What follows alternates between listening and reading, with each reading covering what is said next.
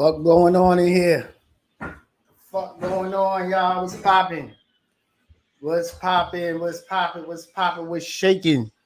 It's your boy, the Almanac, aka Heartbreak Julio. Welcome to another episode of the CLEARVIEW. We fucking around, we still trying to figure shit out. You know how that goes. The show that's being made in real time. I've been trying to play this. That's crazy. Let me the recognized. Okay, there we go. The recognized symbol of excellence in sports entertainment. It's me, nigga. What's going on, y'all? How y'all doing? Y'all good? Everybody good? You in attendance, make it be known. You in attendance, make it be known. You in attendance, make it be known. Yes, sir. Anything. Shout out my boy. Appreciate you. Dominican Cab. Yes, sir. I should have been a horseman, dropping very soon. Love to y'all. Love to y'all. All right, so this is the CLEARVIEW. We review interviews here. We talk shit. You know what I mean? We kick it, smoke gas. You know what I mean? I got me some green tea and shit. Shout out to the girls. You know what I mean? I got some green tea. I ain't going to be doing too much. I know the Knicks is on. I just want to give y'all a little pregame. Little vibes and shit like that. I'm working different camera angles, so Paul and self. Ooh, not like that though. Okay, we're gonna do this. Boom.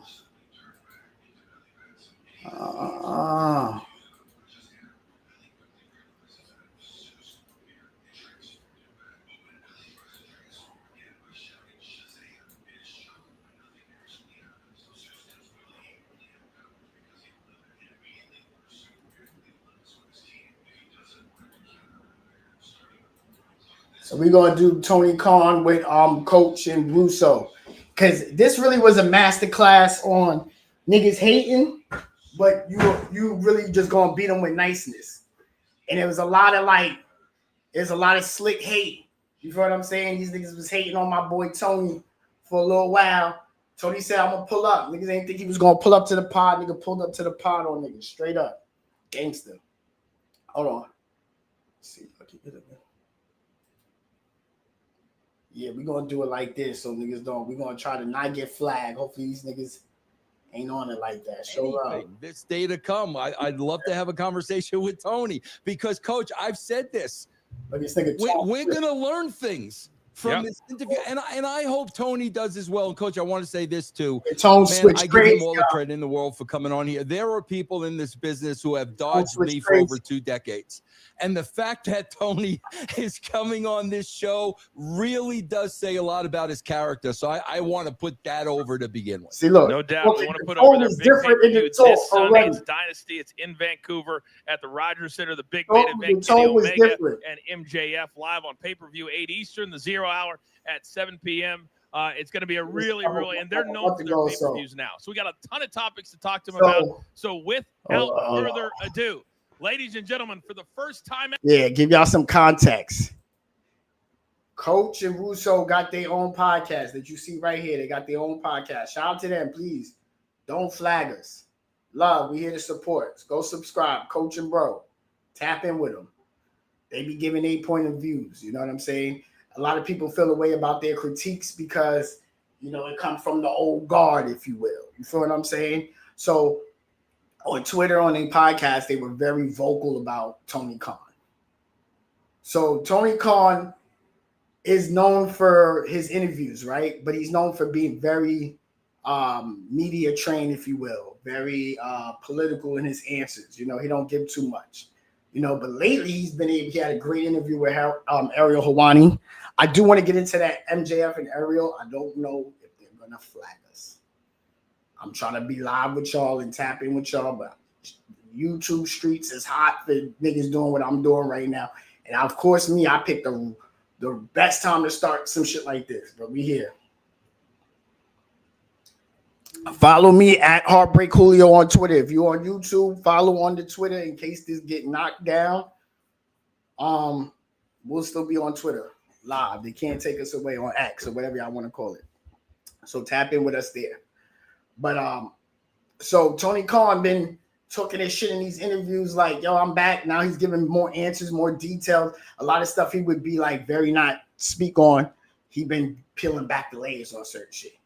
And now he's going to anybody platform in the sense of Russo and Coach been very critical. So he's like, I'm pulling up on y'all. I'm pulling up on y'all. Hold on, my nigga Bodega in the building. Yeah, we here. We here. My nigga Bodega in the building. I like this interview because it's a masterclass. Because I really feel like Tony, hopefully not the last, thin niggas the on the AEW low. CEO and president, Look, the one and only Mr. These Tony niggas is Khan. talking How are you, early. sir? I'm very well, thank you guys. In the intro, he's coming and look back. The AEW CEO and president, the one and only Mr. Tony Khan. How are you, sir? I'm very well. Thank you guys for having me on your show. I really appreciate the invitation. Absolutely. Take your eyes to the right just a little bit and look back. Like there, you got me now? I see. Perfect. Like this, all right, so we're going to get started. Tony, you just heard my preamble, and this is not like a gotcha that. interview. I like so that. Don't do that or something. Just get to because know you know what these shits, I'm gonna break the third wall on y'all. With these shits, you can comment to it. He could have typed real quick or had an EP or somebody, yo, look straight ahead in the camera. There was no need to say that on live like that. Because we're going to get back to it because he said it a couple times. You feel what I'm saying? But this is him showing power. And to kind of take the handcuffs off and for the audience to get to know you as well. Is that cool? Yeah, it sounds great. I really appreciate the opportunity. I thank you guys for having me on, and I'm excited to talk with you. Thanks for do be doing this in interviews. He don't be looking at the camera the right way. Certainly have tons of great experience, and like you said, I'm excited to learn from you guys and hear what you think. Awesome. Go ahead, Mr. Russo. Kick us off. Yeah, Tony, I was thinking of the first question that can kind of really open up the interview. And I really believe this is it. Obviously, when you started AEW, you had goals. Obviously, you have goals today. I would love to know, what were the original goals when you opened the company, and what are those goals in 2026? Thank you, Vince. I really appreciate you asking. I don't know if you trolling This is it. Obviously, when you started AEW, you had goals. Obviously, you have goals today. I would love to know, what were the original goals when you opened the company, and what are those goals in 2026? Thank you, Vince. I really appreciate you asking. I wanted to launch a wrestling promotion for all the fans who wanted to see wrestling at that time brought back to TNT and TBS. You know all too well, Vince, wrestling on TNT and TBS is an American staple. And I also believe there was a huge international audience. I spent a lot of my time living. This is Tony talking to this nigga too. Because Russo did create it for WCW when it went bad. So he gets a lot of flack for that. So him even saying that, like, you know about this TBS shit, nigga. Fuck is you talking about? He's a nice Christian man. He ain't gonna say it, but I know when niggas, it's a lot of power play. Wanted to see wrestling at that time brought back to TNT and TBS. You know all too well, Vince, wrestling on TNT and TBS is an American staple. Well, Vince. And I also believe there was a huge international audience. I've spent a lot of my time living and working in England, living in London and spending time around England, traveling. That's my audio. I'm good. And I know there's a great wrestling audience there. So at the very beginning, when we launched, we had these great media partners, TBS, TNT, and ITV. And all of them have a great history of wrestling. And from the beginning, working with these companies, my goal is to keep the company running strong and producing shows that the fans like. And that's why I'm really happy that we've been able to have AEW grow, expand, add more TV and more media partners all over the world. Tony, and I want to help you out because I want you to connect with the audience. Can you bring your eyes down because you're looking off the camera? No, to your right. Look, there you go. Right there. That's right at us. Perfect. So one of the things, though, that I learned and we learned in wrestling is that the boys are the boys and the executives are the executives. You chose early on to have the boys be EVPs.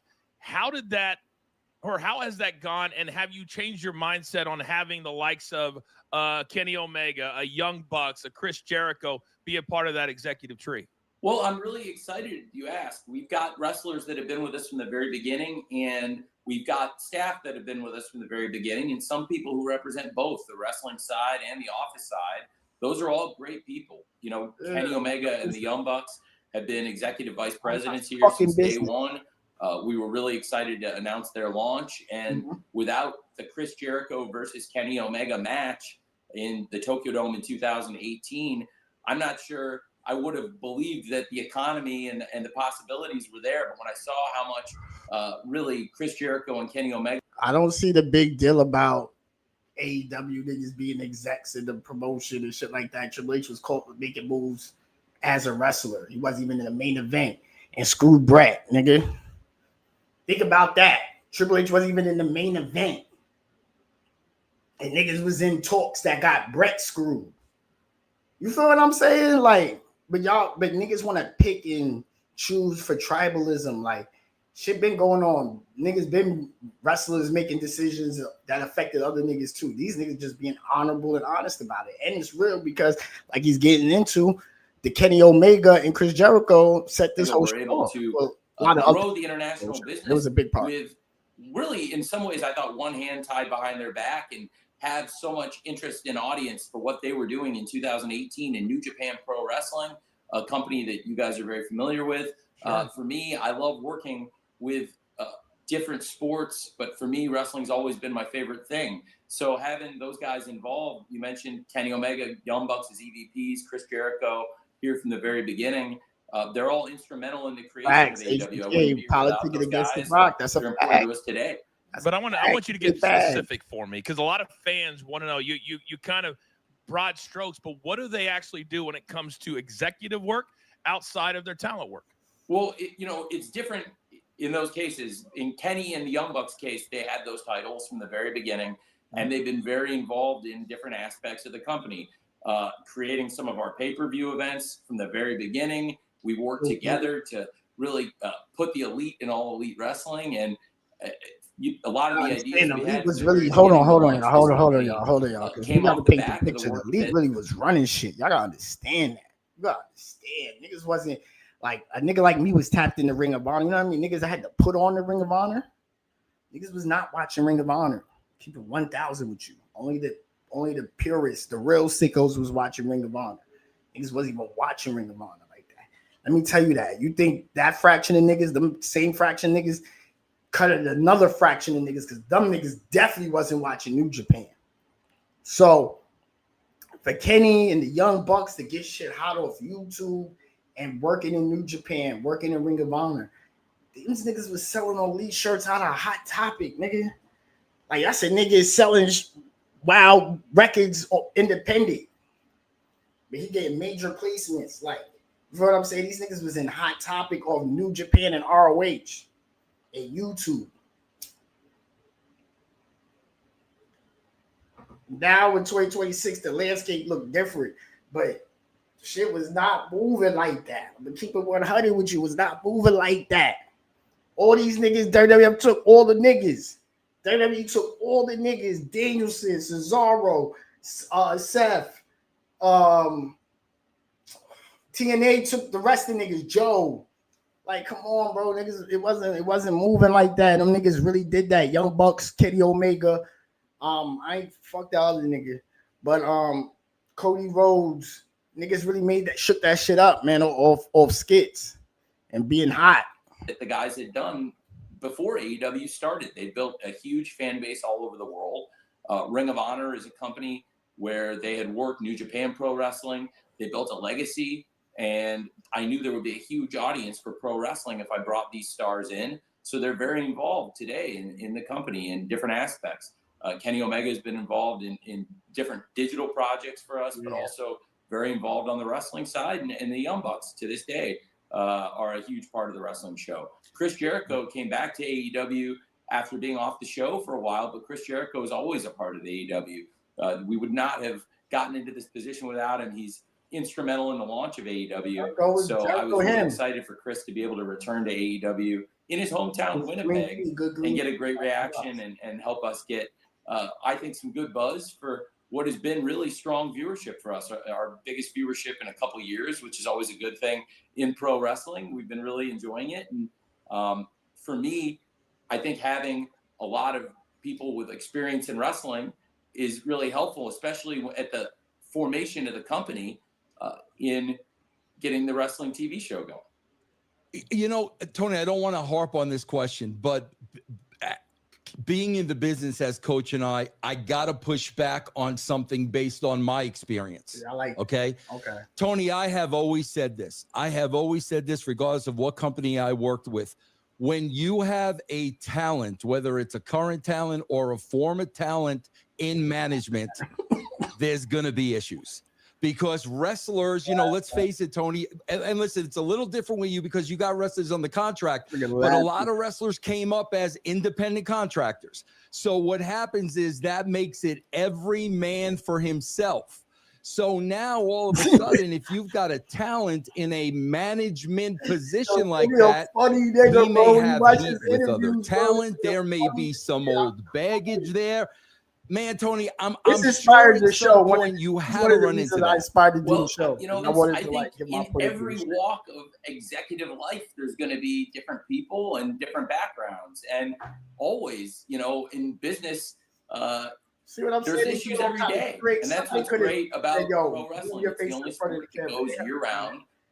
Vince, you know the workload better than anybody of what it takes to do this 52 weeks a year, to put on new shows every week and multiple shows. And for me, I like leaning on a lot of wrestling experience. But for me, I also am really comfortable now after all these years in my own ideas. And I like working with people. But, you know, I found a good rule of thumb is doing the ideas I believe in. You're going to hear Tony say this a lot in interviews. Let me translate this for y'all. He just saying, yo, I'm doing this shit on my own. I ain't really taking too many ideas. I was taking a lot of niggas' ideas. I was trying to make this like a community shit. And shit went to hell. So now I'm back running this shit. I'm making a call. All the calls is on me. And let me tell you something. I like this Death Riders and Will Ospreay show. I don't give a fuck what nobody talking to me about. It's different. How many times we gonna see the same shit? Nigga come back from injury and come back to avenge him. Nah, this is something different. Nigga come back from injury. Doesn't get the win, lose, then be like, damn, let me chop it up with this nigga. This nigga might be on to something. You feel what I'm saying? This nigga might be on to something. This nigga, then on top of that, the nigga get his neck right. Pause. But his shorty is not his shorty, but his, you know, Marina holding the enforcer Marina. Let me put some respect. The enforcer Marina. Fixing the nigga Will Ospreay neck. No freaky. Fixing the neck. He's like, yo, I feel back normal. Now what? The neck I broke, I fixed. That's a crazy storyline. Why y'all not entertained? The nigga that broke his neck got his neck fixed and said, yo, I'm trying to get you right so you can win this shit you ain't never won. That's why you fucked around and got your neck broke because you was trying to get to this and being on my business. Broke your neck, but then look, my homegirl got you. Crank that shit up and we get you right. Get that dog back in you. Niggas wondering how he threw that elbow in Japan. That's how he threw that elbow. He with them goons. Fuck is you talking about? Nigga threw that elbow. He didn't want to throw the elbow because he like what's my nigga too? Because I like my nigga too that he hit too. Shingo. I love Shingo. Y'all niggas can't tell me nothing about no Shingo. I'm gonna keep it on 100. Y'all can't tell me nothing about no Shingo. Fuck with my nigga Shingo, but he had to get that elbow because niggas it was getting tough. Niggas was gonna put pressure on him. So I like that storyline, and I like how it's intersecting, and I hope it like collides at Forbidden Door. That's my rant. And I've always found the more involved and the more connected I am with every aspect of the show, the better I feel about it. And right now we're on a very good run of shows that have been really well received by our fans. And I think that's important. Headphones on. In any walk of life, there's different flavors of ice cream. There's different types niggas of that music, put the headphones on is tough. But I feel like publicly like this when you know you got bread, you don't even give a fuck. You got like the headphones on, and he got what's this shit? What colors? They got like some teal. What's that teal? They got some teal headphones with the wires. I I just had to. I was on the Unk shit too, but I had to get back for the 8th time. It's crazy, but whatever. But the Unk Blue Wires is tough. For the AEW fans, we've had a great group of fans that have supported the show. We've been able to make new fans along the way, bring fans back. You know, as you know, 7 years on television now, as we approach that 7-year anniversary, it's a long time.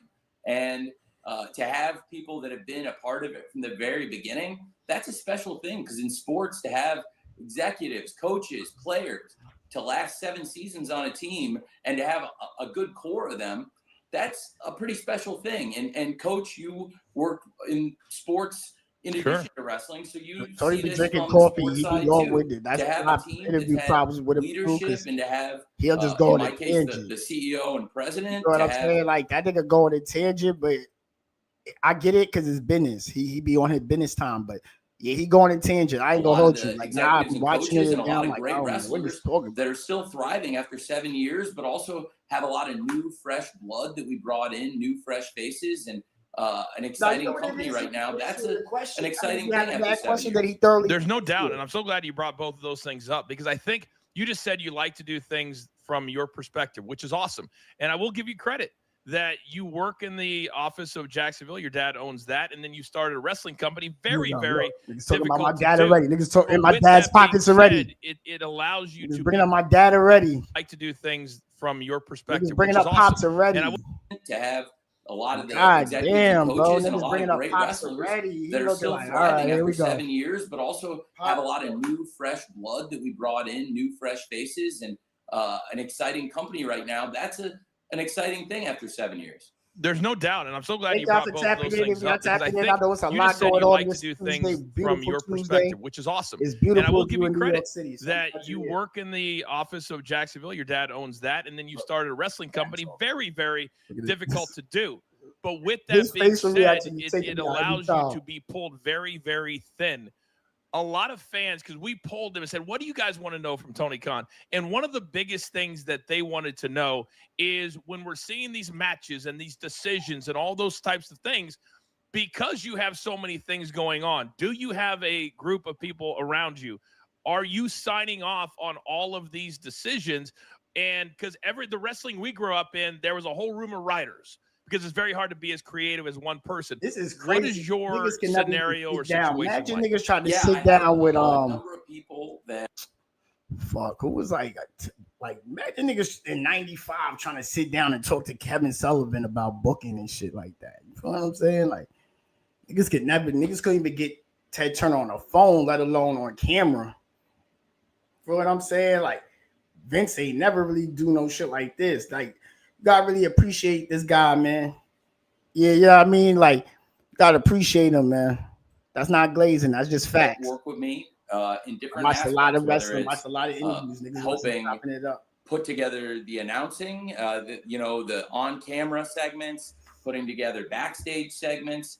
But for me, I try to put together an outline. Shout out Black Guy Wrestling Podcast. For the specific show, segment by segment.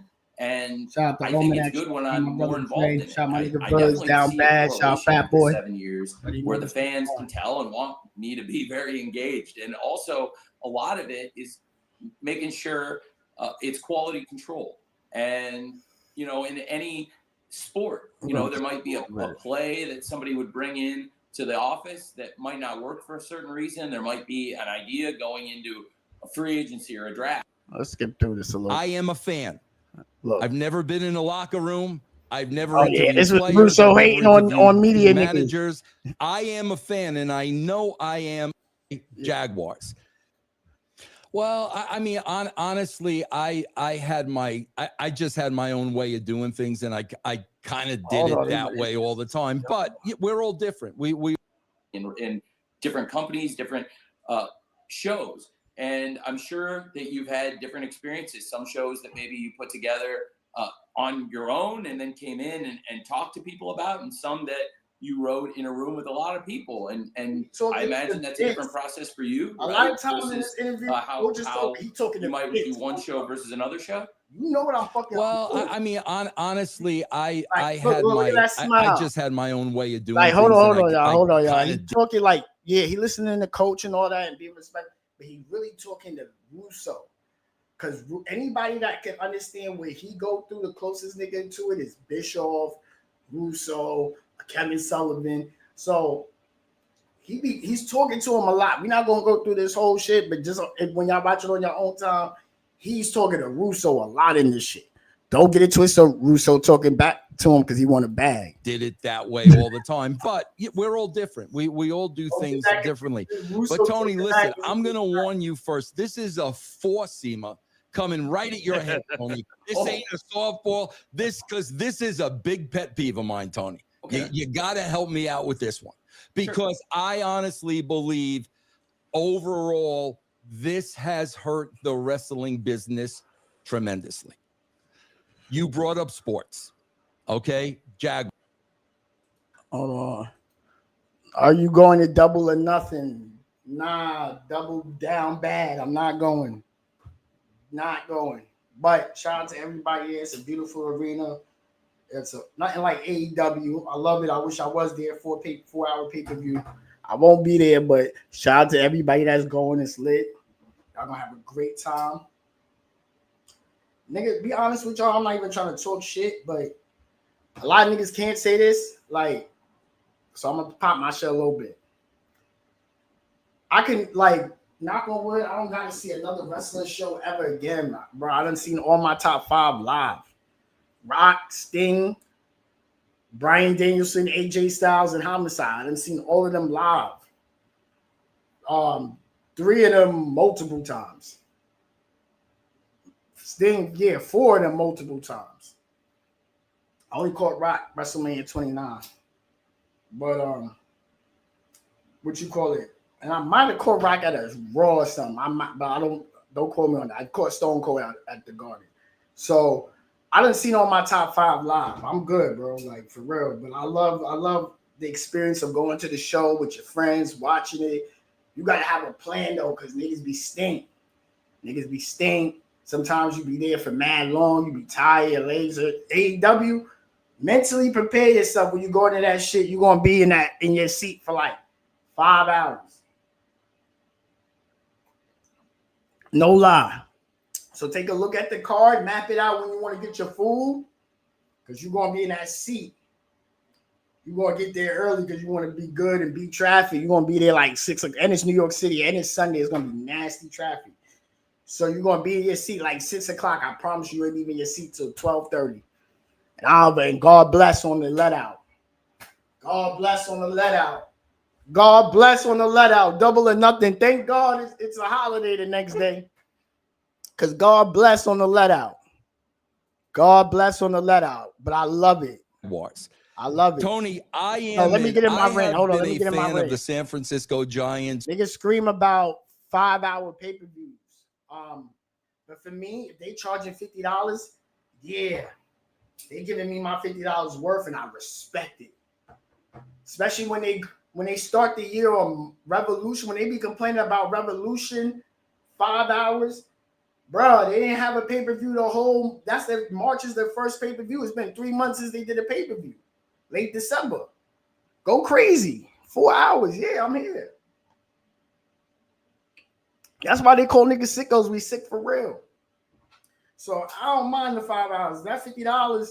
Now look, I know y'all, because niggas is crying about WWE giving you that Survivor Series. Y'all niggas ain't crying enough about Survivor Series. That was the craziest robbery ever. I can't imagine being niggas in San Diego. Them niggas got 4 matches in 2 hours. An hour and a half. Shit was like an old WCW Clash of the Champions. On guard. I ain't gonna hold y'all. My nigga Bodega inspired a whole tangent. Tony was also talking to Jim. Tony's talking to a lot of niggas at once, especially talking to him. That's why he keep looking at him. Mind you, coach did all that. Look at the front. Nah, that's not how this shit works. Niggas, especially when you really engaged in your conversation, you're gonna look at the person because that's just the human instinct. So that's how you know he ain't even looking. Look, he ain't even looking this nigga direction. Got nothing to say to that nigga. Let's go. Let's get back into it. For 55 years. Okay. I am an avid fan. Yo, I know everything Russo about Coach, this Coach team. and Bros, I have a website presence. I've got 75,000, followers, et cetera, et cetera, et cetera. But at the end of the day, I am a fan. I've never been in a locker room. I've never interviewed players. I've never interviewed managers. I am a fan, and I know I am a fan. Now, Tony, you talk about the Jaguars. Jaguars have post-game press conferences. Who's at those post-game press conferences? Professionals. What I'm talking about are people with credentials, people with experience, people with a resume, people that have been around the NFL forever. Not fans. These guys are not fans walking into a press conference. So, Tony, I know you got it from Japan, but you started with these scrums. And I'm going to be as blunt as I can be because I've seen a lot of these scrums, okay? Because, Tony, we love the hugging. We love when people come in and you hug them. We get a big kick out of that. So we watch the scrums. But, Tony, here's my problem. We got a lot of fans in there, Tony, a lot of fans, and a lot of people are in there asking you questions and the talent questions because they got a presence on social media. They've got, 100,000 followers, et cetera, et cetera, et cetera. But at the end of the day, they're fans. They're not professionals. They act like fans. My problem with this is I believe we have made these fans feel like they are part of the business. Tony, they're not part of the business, especially wrestling. Wrestling has always been a closed fraternity, and it's been very, very special. We have literally let fans feel they are now a part of our business. And I really feel that has made the wrestling business lose mystique. I feel that has made the wrestling business lose credibility. I feel that it has done way more harm than good. And I think that's one of the reasons why the WWE stopped doing them. There are other reasons, but I think that's part of it. Yeah, but Tony, I have to get your spin on that because I just feel like the door is open. Hey, anybody, you got a website, you got 100,000 followers, you got a podcast? Yeah, come on in and ask MJF any question you want to ask him. That doesn't happen anywhere else, Tony. It's a very interesting point you bring up, Vince, but I think that first of all, there's a difference between working in one job in wrestling versus another job in wrestling. There's a difference between being a wrestling fan versus working in the wrestling industry year-round. But I do think that the lines get blurred, absolutely. And the lines have been blurred more than ever. And absolutely, you mentioned people with big followings and medium-sized followings or small followings and people from all different backgrounds. I think it's good. All these people are connected to wrestling from different walks of life. But Tony, let me jump in. What he's saying is that when you have a fan come in, a fan's going to ask you in particular a question so you don't get upset with them or you are nice to them. And I spent 11 years at ESPN. That's not a reporter. Sure. A reporter is asking Tony Khan, why did you have a needle through a cheek tonight and getting a straight answer? That's what a reporter does. I appreciate that. And to be fair, the outlets that some of the legitimate journalists in wrestling work for and some of the people who walk the line, that's one of the interesting things. There's shades of gray among some of these outlets. It's not all the worldwide leaders in journalism and sports journalism competing for these spots. I think what's interesting to me, Coach and Vince, is I generally have said I'll answer every question. I'll stay until everybody's gotten to ask something, and I want to hear everyone's questions. And I'm always open to hear what everyone thinks. And I hear what you're saying, that obviously fans of wrestling are going to receive wrestling positively. Those are also people who've chosen to cover wrestling. So I think it's good. And I want to encourage people to cover wrestling and share their thoughts, whatever they may be. And I think we all have different opinions on wrestling, but that's one of the things that makes it great is it brings so many different people all over the world together so consistently every week, all year, forever. If you would have, I got to ask you this, and then we'll move on, Tony. But I have so, Tony, are you saying if I am a fan of the Jacksonville Jaguars and I got a Jacksonville Jaguar site and I've got 100,000 people on that site, are you going to let me into the post-game press conference? I do think, Vince, that the line to cover the team between some of the fan blogs and some of the reporting, that line in all sports is changing. You know, you see huge followings for some of these fan sites and fan blogs. So I don't think that's exclusive to wrestling, where you're seeing people that have come from being big fans of a team or a sport. They have a Patreon, or they have a website or a blog, or all of the above. They have a social media presence. That's happening all over the world. That's happening in England with the Premier League. I think there's aspects of that in the NFL. You see some of these big fan blogs where they do get more and more access to the team. So I think it's a really interesting, nuanced point you're bringing up, Vince. But Coach, you may have seen some of that too, where some of the faces in the press room in sports changed also. They certainly did change. There's no doubt about it. And I think, I do agree with you. I think it has changed over time. I want to go to the MJF. Think that it would serve you better. I want to go to the MJF. And it would serve the wrestling business better if we had the Chris Van Vliets in the room that are going to ask. The questions should not be fluff. Sometimes the fans, and this is one of the reasons we're excited to have you on today, is because I think it's going to help you as a really hardcore CEO to not always dance around a question, but answer it directly, because that can help you. Because that's who I learned. Look at his face. Look at his face. And I think that today is a good step forward for you and for us. So with that being said, and for those of you that are just joining us right now, interesting, nuanced point you're bringing up, Vince. But Coach, you may have seen some of that too, where some of the faces in the press room and sports changed also. They certainly did change. There's no doubt about it. And I think, I do agree with you. I think it has changed over time. But I do think that it would serve you better. And it would serve the wrestling business better if we had the Chris Van Vliets in the room that are going to ask. The questions should not be fluff. Sometimes the fans, and this is one of the reasons we're excited to have you on today, is because I think it's going to help you as a really hardcore CEO to not always dance around a question, but answer it directly, because that can help you, because that's who I learned from. And I think that today is a good step forward for you and for us. So with that being said, and for those of you that are just joining us right now, of course, we're joined by Tony Khan, President and CEO of AEW. I want to talk about Jericho for a second, because he was on TV April 9th of 2025 and did not hear from... Enough. All right, we're going to go for it, y'all. Hold on. We're going to go for it. Fuck it. If you remember, follow me on Twitter at Heartbreak Julio. Follow me on Twitter at Heartbreak Julio in case this go... If you watch it on YouTube, tap in. We live there. They can't stop me there. Until then, we're going to figure it out.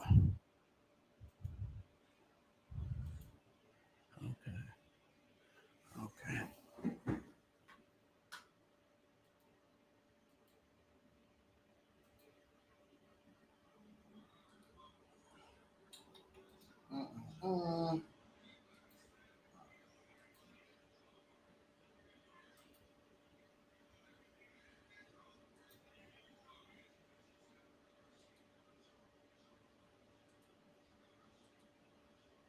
Be cool, Ariel. Be cool, Ariel. Be a part of the battle here, right? I think the key to AEW's success in 2026 is we're really only focused on being the best and putting. Did that change? Was there once a point in time where you felt like it was an obsession to try to compete with them, and now let's just focus on our own thing? I think it was hard not to feel that way when we were on the exact same night. Yeah. Now, again, I wasn't looking for anybody to lose a job. I wasn't looking for the more options there are for professional wrestlers, the more money professional wrestlers can make. And I want to see professional wrestlers. MJF is cool with his interviews because painkillers or drugs and he does a different style, right? Body's hurt, and then so his he weaves in and out of character in his interviews. That's his style of interview. When he does his press, MJF is going to do it at MJF, and then he's going to give you the person, and he goes in and out of that. Some wrestlers do straight gimmick every interview. They in gimmick, in character more so. And Some are gonna just be them true selves. You feel what I'm saying? It depends on the wrestlers, case by case basis. MJF, this is probably really how he is too. It's probably him, honestly. But you know, he just popping his shit. But you can tell, like, when he got to give credit to niggas, he don't want to do it. By the time their career is over, by the time their run in one territory or company is over, they have nowhere else to go. That's not really going to happen anymore. Hopefully, God willing, because of AEW. When you watch their product, are you inspired? Are you interested? Or do you just watch it because you feel like you have to keep tabs on them? I can find inspiration in anything. I can find inspiration in a movie or a TV show, a professional wrestling match. But you have to be watching it through the lens of like, we're doing this and they're doing that. No, I swear I'm not. You're not. I'm watching it through the lens of I am a professional wrestler, and obviously I'm a professional wrestling fan. So I'm going to watch this product. I fuck with Ariel interviews because he give like a Bob Costas vibe. Don't ask me why I correlate it, but he give me Bob Costas. That's why I like his interviews. I be fucking with that shit. He be giving me like Bob Costas vibes. You know what I mean? Like, oh, Bob Costas. As a professional wrestler, Ariel, please. Are you surprised Danhausen is doing so well? Not remotely. Danhausen rules. Danhausen has always ruled. Okay. Danhausen's a great guy. Danhausen sells merch like a motherfucker. And Danhausen, the person behind the face paint, I've known him since I was literally, 20. And he is as advertised. He so clearly pulls people in through his love of the business, if that makes sense. Were you expecting him to be pushed so much when he went over? It's like, what do you mean by pushed? If they're really pushing him, like they're giving him prime the thing with MJF, real estate, so to speak. To me, professional wrestling television doesn't shy away from talking about WWE. But the thing that I'm starting to notice in his interviews is because he doesn't shy away from it, a lot of people, when they interview him now, they go direct into WWE, and it probably goes a little like too long into WWE. And then most of the interview is him talking about WWE. You feel what I'm saying? Either that's just ignorance of because they don't really knowledgeable of AEW, or in this case, somebody that is knowledgeable but wants to get his shit off because he know he's going to get an answer. You know he's going to pull. Like, there's an MJF interview with some comedian, and you can tell he ain't really watched AEW, and he barely watched WWE since like Attitude Era, Ruthless. You know what I'm saying? So he asking more WWE related shit, wrestling, regular general wrestler shit. That's different from this case because Ariel knows his shit, but he knows that MJF is going to speak on the WWE shit. He's not going to shy away, so he's going to take this time to get shit off. Because they talking about WWE niggas like too much, but he knows it's gonna be a good TV. That's the art of this shit. You gotta. Right? That's why I really love this shit. So there are certain guys, if you put a bat in their hand and they're up next, you might be like, oh shit. And then there are other guys where you put a bat in your hand and you know they're gonna hit a fucking dinger, right? That's me. I thought that if Danhausen was given at bats, that eventually he was going to hit a dinger. Amazing. Yeah. Would you like to see New Day come over to AEW? Yeah, absolutely. Yeah. I don't know what their contract situation is. At some point. But, whenever they are legally allowed to come over, I think that those are guys that would be incredible additions to the AEW facts. roster. All facts. They're both crazy talented. All facts. They're both massive stars. Facts. And what else? They're both guys that know their worth, which to me is the most impressive thing. Were you surprised they left? No. Because if you're going to tell guys that they have to take a pay cut if they know their worth, they're going to say no. How would you react to that? No. Mm-hmm. Are you surprised they even broached the subject? Like, usually a contract is a contract. No, it's a different WWE now. They're owned by TKO. 35 so MJF, they are trying money to right for them too. And don't play with enhance money as much as humanly possible. You know, WrestleMania is about to happen in Saudi Arabia. Hmm. You know what I mean? So now it's a business. At the end of the day, AEW is trying to make money too. Like Flair. But you're going to pull up like Flair did. I just think we handle the business differently. And we look at the business differently in our front office. And again, Not shitting on the way that they handle it. That is up to them. If they're looking at the amount of money they're making and they're saying that's not enough, all right, let's reach out to talent and tell them to take 50% cut. And if they say yes, is that really on them? I really like Hangman in WWE. See what happens. To the best of your knowledge, has that ever happened in AEW? I don't know. I don't know. I don't know. Talk about other nigga pockets. Genuinely. Now, oh, you mean during a contract? Yeah. No fucking way. Okay. No fucking way. Okay, yeah. Now, if somebody took bad swings at bat, and when their contract is that's up, totally different. And they're asked to, hey, brother, we're not paying you what we were paying you before because you can't fucking hit dingers. That's a different thing. If you're asking me, hey, have we ever in the middle of somebody's contract been like, hey, man, sorry. No, that's never happened. When we last spoke almost 4 years ago, can you believe it? It's unbelievable. It's fucked up. You told me about the bidding war of 24. It's very real. Yes. Yeah. How close did it get to you leaving? Just like I told you last time, pretty close. Well, when we spoke, you had just signed? I honestly don't know. Okay. I don't remember where we were at on that. But you didn't go to I thought that you would go all the way to the end to test the waters. You didn't do that. You signed well before.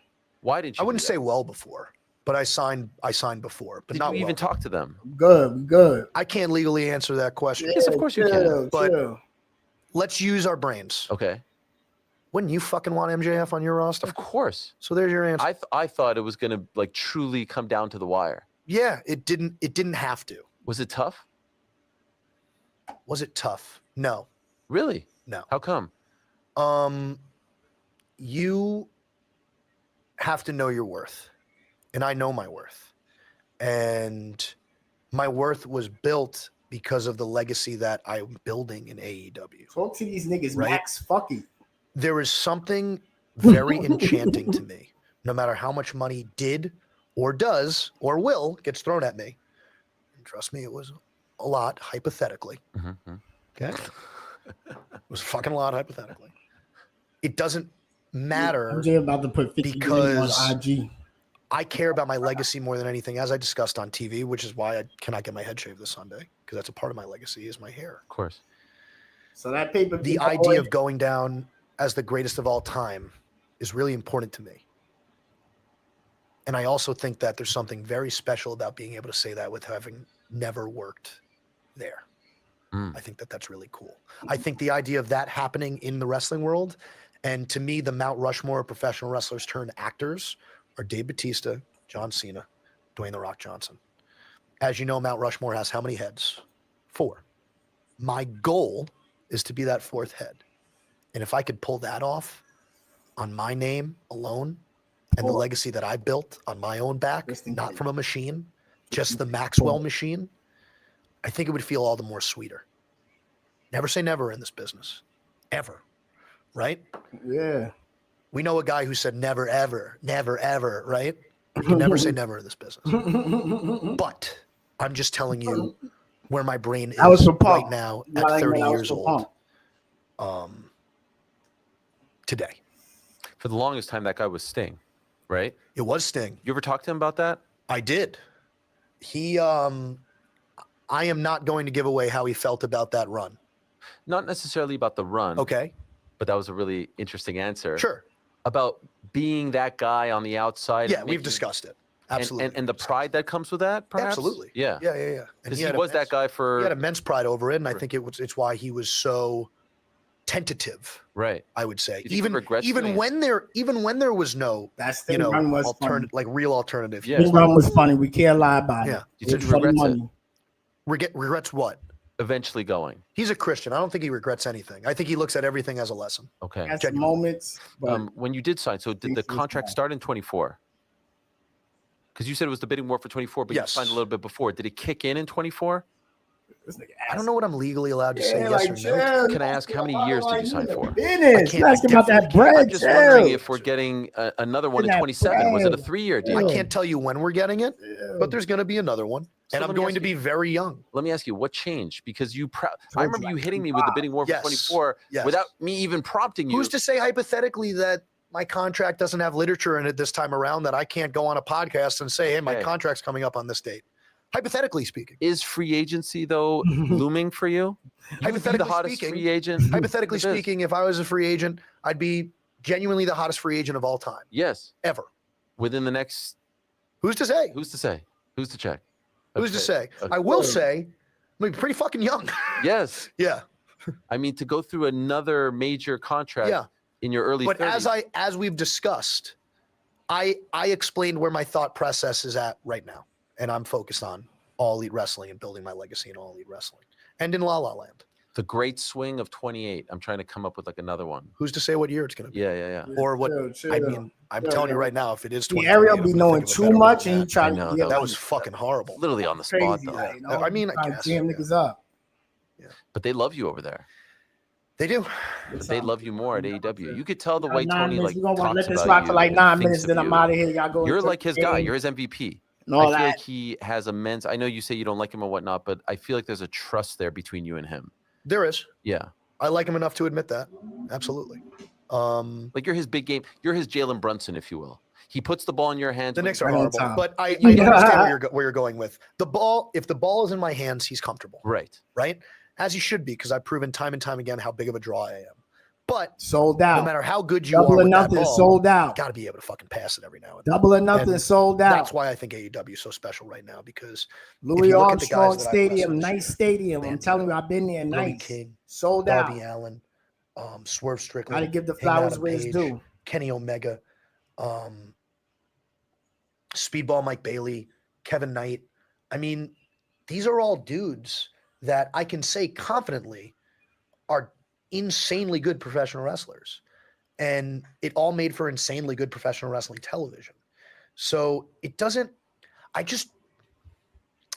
think gone are the days of a Terry Bollea in the sense of a company only being able, I'm just kidding. A company, but I wasn't, I was being a douche. A company only being able to exist based off the back of one man. Now, can I say confidently that when I am on top, business is always good? Yeah, I can. But it's also been proven to be good when we pass that ball around. I equate us more to the bad boy, like Pistons, nasty team, than nasty your Bulls. team. Okay. You know what I'm saying? Nasty Because championship the team. bad boy Pistons were a sum of its parts. Now, you can say Your it homework was on them Pistons. Rodman, or you could say it was forgetting the point Isaiah guard's Thomas. name. Isaiah Thomas. Joe Dumars. So like, sure. But Richard the Beard. reason that team was so successful is because it was a sum of its parts. You know? Now, do I think I just so happen to be MJ on the bad boy Pistons? Yeah, absolutely. I think that's kind of the situation that we're in. But like I said, we're not in the position we're in if I'm the only person that can shoot the ball. It's just not happening. Right. You watched the Hogan Netflix doc? I did.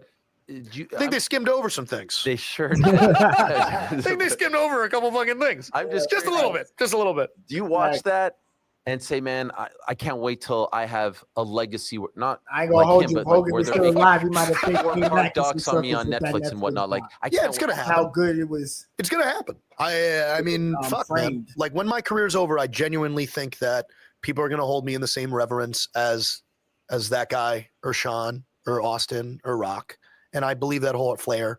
I believe that wholeheartedly. Look, man, I've only been on national television for 6 years, and I've been involved in some of the craziest, coolest moments, matches, promos, as wrestling fans like to say it. And I'm only 30. How y'all be feeling when So, he talking shit I'm like kinda that? 'Cause I be speed running thinking this it's shit, bro. facts. And lie, if I keep up at the pace that I keep now, I do Fifty think I'm going facts. down as the GOAT. The physique is nuts these days. I'm looking pretty jacked right What's now. going on? Just the hard work, difference? brother. Hard work, Really? hard work, dedication, I mean, diet's look at this absolutely right on here. point. What's happening? Yeah, dude. Do you see that V Yeah. What? to my schmeckle? How do I get that? It's just a lot of hard work. Really? Yeah. So here's Where are what the I love do. handles? They don't exist on me. Camera. Here's what I do. It's crazy. Okay. I'm taking BPC 157 and TB 500. These are peptides. Yes. And Is these that legal? yeah, absolutely. Okay. Yeah, absolutely. I'm taking that, and What's it that? allows Fitness niggas, me what's that? to heal Fitness? a lot quicker What's peptides? from like Fitness just niggas, getting let us thrown know. around in the ring. A lot of guys, like if you're watching a wrestler, you're like, why is this guy so out of shape? Now, there's two reasons why. Either one, they're just a lazy piece of shit. But honestly, 9 times out of 10, it's because we're in pain every day. And when you're in pain, it's really hard to hit a PR in the gym or to do an hour of cardio or to even stretch. It hurts to even try to stretch, right? So ever since I started these peptides, I'm able to go to the gym at 100% every single time I'm in the gym. Wow. And it's benefited me a great deal. A great deal. Best shape of your life right now, right? I would say easily the best shape of my life. Like when we hugged it out there. Yeah. No, I'm fucking rock solid. I'm bulbous. Just boulder upon boulder of muscle. And the more you unsheath the boulders, there's just another boulder behind it. I saw Punk on Saturday.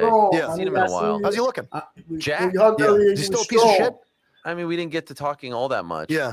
But he was pretty freaking jacked, I must say. Have you been watching his stuff? Are you surprised at how good he's doing? No, I'm not surprised at how good he's doing. Doesn't change the fact that he's a fucking cunt. Why? Why? What do you mean why? I don't know. Tell me. Yeah, he just sucks. He's a bad guy, but he's an incredible professional wrestler. Not going to take that away. On my show. I did not see him on your show. You didn't? No, genuinely. You're the one. I guess I'm the one. You watch everything. This happened. Except for this happened recently. No. 2020. Oh, the one right after he did what he did at Wembley. Yeah, I watched that. I thought something new happened. No. That was our last chat. What did I think? Yeah. How many times do I have to repeat myself? He's a piece of shit, but he's a great wrestler. What did you think of the decision to air that footage afterwards? Let's get to it, niggas. I think get to it. As a company, and Tony Khan decided he felt that was the best thing to do in that moment. I think that Tony Khan was on your show recently.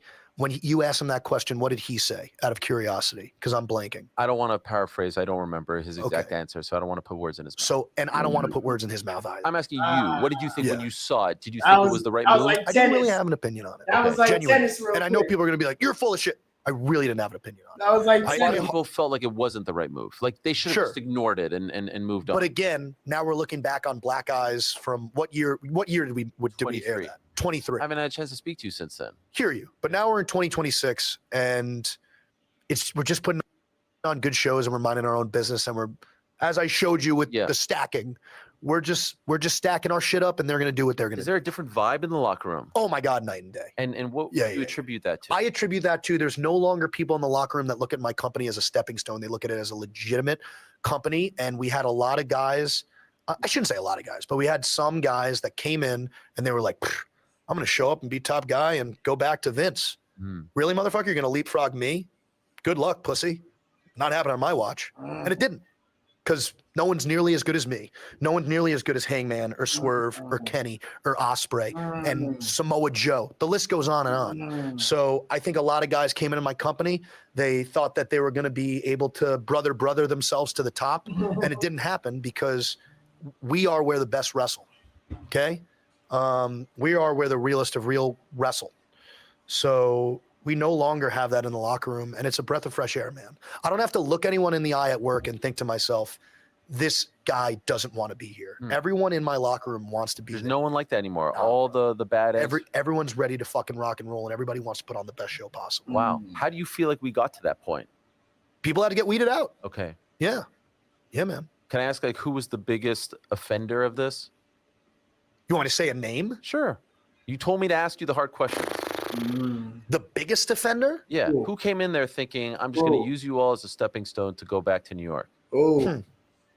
I think it's pretty obvious that that's Malachi Black, but I don't know the guy like on a personal level. Do I think he's a bad guy? No. Do I think he was a mark for like wanting to have his, I need my mania moment? Like, yeah. And there were a couple guys like that and they got weeded out. And then they went over there and some of them found out the grass isn't greener.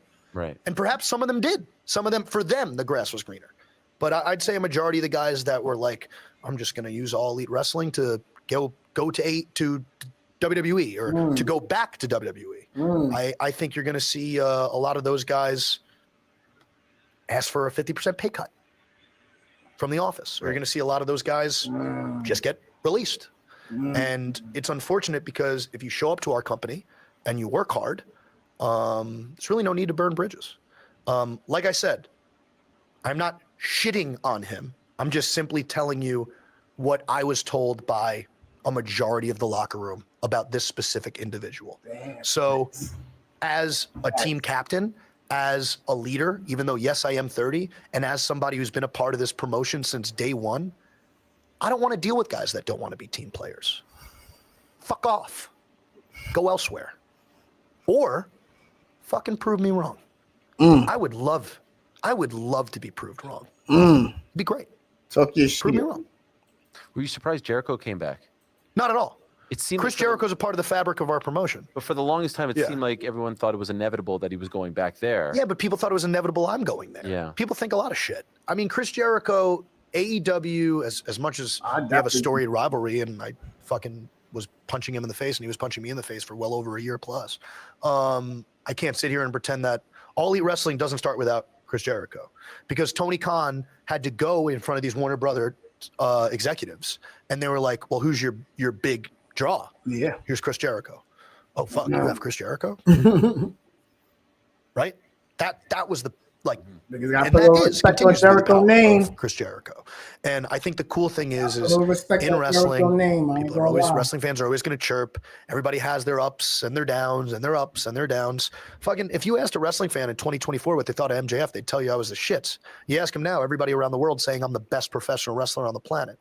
Wrestling is ebbs and flows. It's cycles, bro. And since Chris has come. Yeah, that's it, man. We out of here, man. I appreciate y'all showing love, rocking with me, hanging out. Enjoy y'all game. Follow at the Almanac Show. Follow at Heartbreak Julio on all social media. I should have been a horseman, dropping sooner than you think. Produced by Dominican Kev, coming out very soon. Love to everybody. Shout out to Scott. Shout out to Chad. Shout out to Watchlist. You know what I mean? Shout out to the guys, man. I'm out, man. I'm going to holler at y'all. The recognized symbol of excellence in sports entertainment.